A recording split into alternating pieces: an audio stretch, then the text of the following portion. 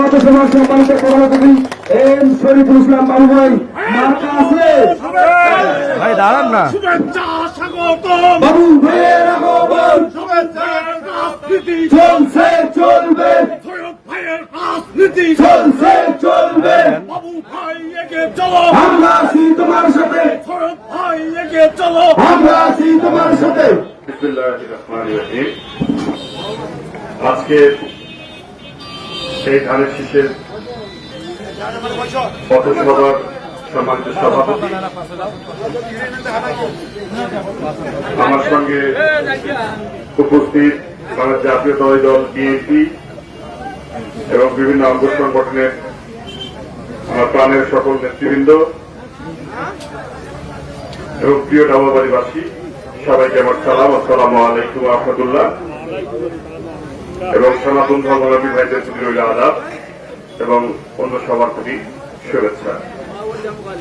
শুরুতে আমি ধন্যবাদ জানাই আমার সাথে যারা এখানে এসেছেন, তারা জলঢাকার বিভিন্ন অঞ্চল থেকে, সেই ধর্মপাল থেকে শুরু করে প্রত্যন্ত অঞ্চল থেকে তারা কষ্ট করে আজকে এখানে আপনারা সমবেত হয়েছেন এবং অনেক বয়স্ক মুরব্বীরা আপনাদের কষ্ট করে বসে এতক্ষণ ধরে আমাদের কথা শুনছেন, সেই জন্য অন্তরের অন্তঃস্থল থেকে আপনাদের প্রতি কৃতজ্ঞতা প্রকাশ করছি। তো আজকে এখানে আমি কি কারণে এসেছি আসলে এতক্ষণে নিশ্চয়ই আপনারা বুঝতে পেরেছেন। আমার আগে পূর্ববর্তী বক্তারা যারা ছিলেন তারা সুন্দরভাবে বলেছেন। তারপরেও আমি আপনাদের একটু মনে করে দিতে চাই যে আপনারা সবাই আমার আব্বাকে চেনেন, আমার সৈয়দ আলী সাহেব। উনি আপনাদের প্রত্যক্ষ ভোটে দুইবার নির্বাচিত উপজেলা চেয়ারম্যান ছিলেন। তো উনি আগামী জাতীয় সংসদ নির্বাচনে বাংলাদেশ জাতীয়তাবাদী দল বিএনপি থেকে উনি নির্বাচন করতে ইচ্ছা প্রকাশ করায় দল ওনাকে প্রাথমিকভাবে নীলফামারী 3-এ মনোনীত করেছেন এবং আমাদের কাছে যে বার্তা এসেছে আমরা যেন এলাকায় কাজ করে যাই এবং ধানের শীষের পক্ষে বাংলাদেশ জাতীয়তাবাদী দলের বিভিন্ন বিষয় এবং একত্রিশ দফা থেকে শুরু করে জনসম্পৃক্ততা, জনগণের সাথে মত বিনিময় এইসব করতে আসলে করেছেন, যার ফলশ্রুতিতে আমরা বিভিন্ন ইউনিয়নের বিভিন্ন জায়গায় আমরা এইসব পথসভা করতেছি। তো এখানে আসলে বক্তব্য দিতে আসলে তো অনেক কথা হয়, অনেক ধরনের কথা হয়। হয়তো কারো কথা কারো ভালো লাগে, কারো কথা ভালো লাগে না। আসলে কাউকে এখানে কষ্ট দেওয়ার জন্য আমরা এখানে আসি নাই, কারো অন্তরে আঘাত দেওয়ার জন্য আমরা এখানে আসি নাই। আমাদের মেসেজটা স্পষ্ট যে আমরা আসলে এখানে আমার সৈয়দ আলী সাহেব যে আগামী বিএনপির প্রার্থী হলে উনি আপনাদের ভোটে যদি উনি সংসদ নির্বাচিত হয় উনি আপনাদের সেবা করতে চান। এই মেসেজটা আসলে আপনাদের কাছে পৌঁছে দেওয়াটাই হচ্ছে আমাদের মেইন উদ্দেশ্য। এখন যেহেতু বিভিন্ন প্রতিদ্বন্দ্বী থাকে রাজনৈতিক মাঠে, আসলে রাজনৈতিক মাঠটা তো রাজনৈতিক ভাবেই আসলে মোকাবেলা করতে হয়। এই জন্য অনেকের বিভিন্ন কথার প্রতি উত্তরে অনেকে অনেক কথা বলছে। তো এটা আপনার ব্যক্তিগত ভাবে কেউ আসলে নিবেন না, তবে কিছু কথা তো সত্যতা নিশ্চয়ই ছিল, কি বলেন? আর দুইবার যেহেতু আমার আব্বা উপজেলা ভোট এখানে করেছে, আপনারা অনেকেই আমাকে চেনেন। আমি ভোটের সময় একাধিকবার এসেছি, অন্য সময় এসেছি। তো আপনাদের ভোট নিয়ে কিন্তু পাড়ায় যায়নি, গেছি কি? আপনাদের ভোট নিয়ে পাড়ায় যাই নাই। আপনাদের সাথে যে ওয়াদা করেছিলাম সেই ওয়াদার বরখেলাপও করি নাই, করছি। আপনারা যে যখন যে অবস্থায় যে কারণে আমার আব্বার কাছে গেছেন বা আমার কাছে আসছেন, যে কোনো সমস্যায় 12টা হোক 1টা হোক সেই সমস্যার কথা আমাকে বলেছেন। আপনার বুকে হাত দিয়ে কেউ বলতে পারবেন না যে সেই ব্যাপারে আমি কোন সহযোগিতা করি নাই। যাকে সহযোগিতা করতে 100% পারি নাই, অন্তত চেষ্টা করছি। তবে আমার জানা মতে আমি প্রায় ম্যাক্সিমাম লোকের যতটুকু সমস্যা ছিল আমি হয়তো সমাধান করে দেওয়ার চেষ্টা করছি। তাহলে কি ওয়াদা ভঙ্গ করছি কি? এখন আর অন্যরা আপনাদের সাথে কে কি করছে সেটা নিয়ে আসলে আমি সমালোচনা করতে চাই না। এই জলঢাকার ইতিহাসে গত 54 বছরে যারা এখানে নির্বাচিত প্রতিনিধি ছিলেন তাদের সকলের ভাগ্যের উন্নয়ন হয়েছে। কাদের ভোট ব্যবহার করে? আপনাদের ভোট ব্যবহার করে, তাই না? যারা ইতিপূর্বে এখানে নির্বাচিত সাংসদ ছিলেন তারা কি কেউ খারাপ আছে? কেউ কি না খেয়ে আছে? হ্যাঁ, কারো কি বাড়িঘর নাই? এখন কেউ আছে? কিন্তু আপনাদের কিন্তু অনেকেরই বাড়িঘর ছিল, এখন নাই, আছে। আপনারা হয়তো অনেকেই জানেন না। আসলে আমি বিগত হাসিনা সরকারের আমলে আসলে যে তথ্যগুলো আছে ওগুলোকে বিশ্বাস করি না। আমি 2011 সালের সর্বশেষ যে রেকর্ড, এখানে আপনার 12,510 জন ভোটার, 63 জন পুরুষ, বাকি 61 জন কোথায় মহিলা ভোটার। কিন্তু একটা জাতির উন্নয়নের জন্য, একটা এলাকার উন্নয়নের জন্য যে জিনিসটা সব থেকে বেশি দরকার সেটা হচ্ছে শিক্ষা। আপনাদের এলাকায় শিক্ষার হার কত জানেন? 30.7%। হ্যাঁ, যেখানে ছেলেদের হচ্ছে 34%, মেয়েদের হচ্ছে 27%।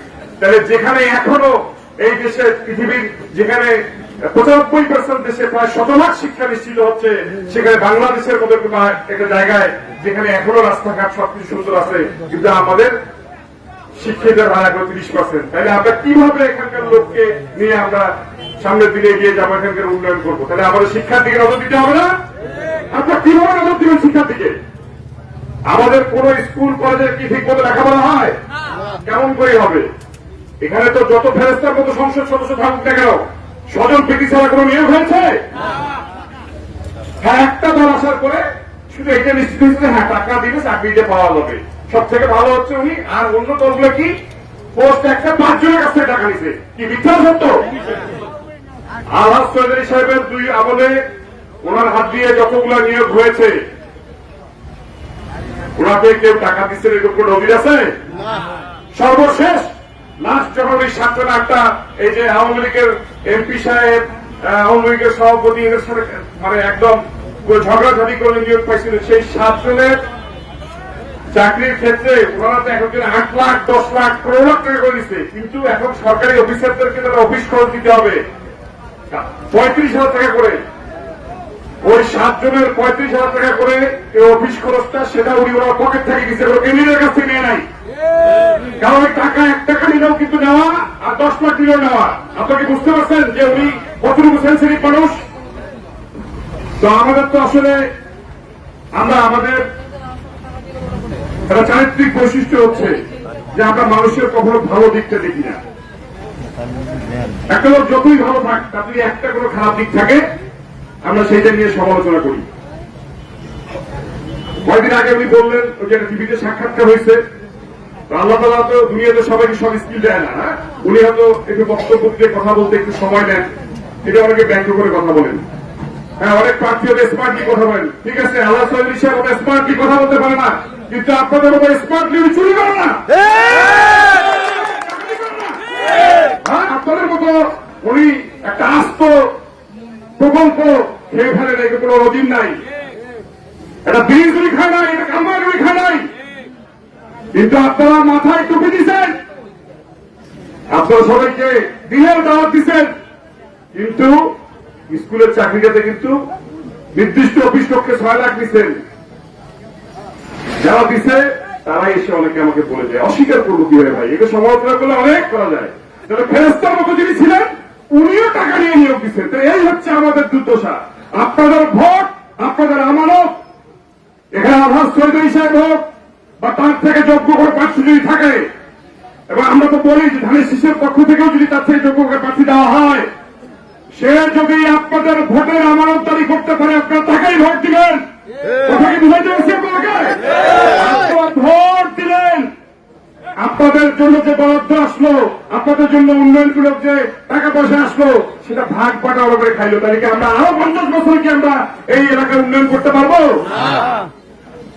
যার জবাবদিহিতা আছে, যে আপনাদের ভোটের আমানতদারি করতে পারবে, এবং যার চুরি ডাকাতি লোভ লালসা এসব নাই, এই ধরনের প্রার্থীকে আমরা বেছে দেব। সেটা আল্লাহ চৌধুরী সাহেব হোক বা তার থেকে আরো ভালো লোক হোক। কি বলেন আপনারা?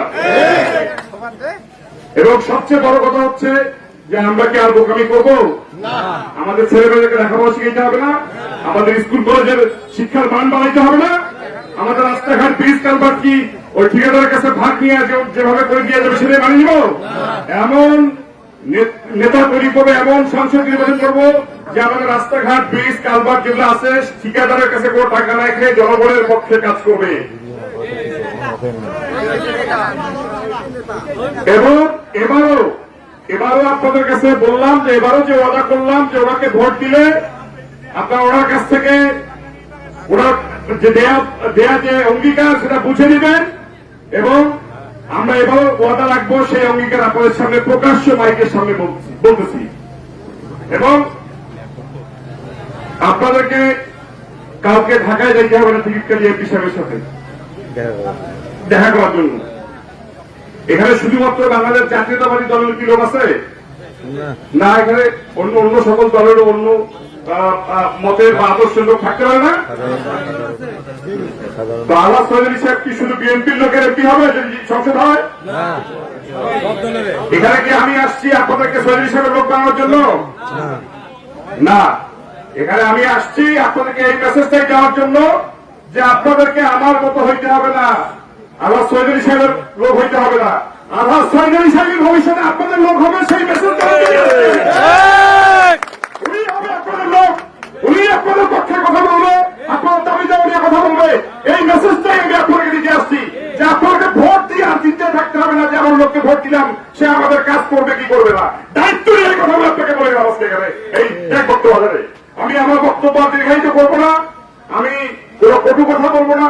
আমি সকল রাজনৈতিক দলের লোকের বা এখানে প্রার্থী যারা হবে তাদের প্রতি সম্মান রেখে, তাদের প্রতি শ্রদ্ধাবোধ রেখে আমরা আমাদের নির্বাচনী ক্যাম্পেইন করবো, আগামী দিনে ভোট চাবো। তবে আপনাদের কাছে দাবি আপনারা একটু রাজনৈতিক ভাষায় কথা বলেন, একটু সংযত ভাষায় কথা বলেন, আর একজনকে সম্মান দিয়ে কথা বলেন। কাউকে সম্মান দিলে কেউ ছোট হয় না, কি আমি ভুল বললাম?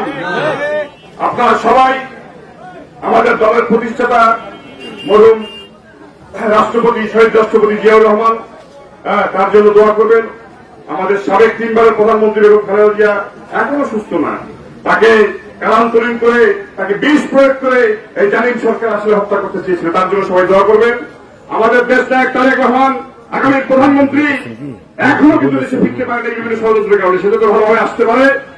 আমি ধন্যবাদ জানাই নীলফামারী জেলা বিএনপির নতুন নেতৃবৃন্দ, নতুন নেতৃত্ব এসেছে এখানে। বীর সেলিম ভাই উনি আহ্বায়ক, সদস্য সাইফুল্লাহ রুবেল ভাই একটু আগে যে বক্তব্য দিচ্ছে সাহেব এখানে, রুবেল ভাই ভাতিজা ভাই সম্পর্কেও আপনারা ওকেও ধরতে পারবেন। যে কোনো বিষয় বিএনপির যে কোনো বিষয় আপনার কাছ থেকেও জবাবদিহিতা দিতে পারবেন।